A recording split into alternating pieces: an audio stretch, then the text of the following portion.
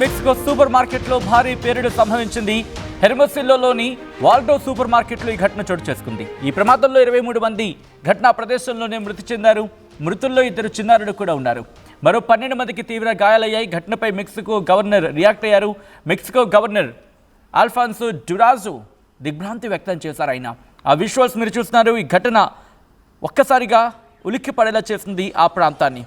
మరి ముఖ్యంగా మెక్సికోలోని షాపింగ్ సెంటర్లో భారీ పేలుడు సంభవించడం అందరిని ఒక్కసారిగా షాక్ గురి చేసింది. మెక్సికోలోని సొనోరో రాష్ట్రంలో ఓ షాపింగ్ కాంప్లెక్స్లో భారీ పేలుడు సంభవించింది.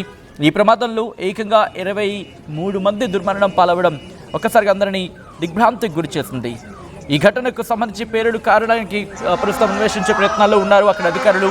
ప్రాథమికంగా అక్కడ ట్రాన్స్ఫార్మర్ పేలడం కారణంగానే ఈ ఘటన జరిగిందని చెప్పి వాళ్ళు భావించడం జరుగుతోంది. ఆ పేలుడు కారణంగా మంటలు చెలరేగాయి. దీంతో భవనం పూర్తిగా దగ్ధమైపోయింది. ఒక్కసారి ఆ విజువల్స్ మీరు చూడొచ్చు.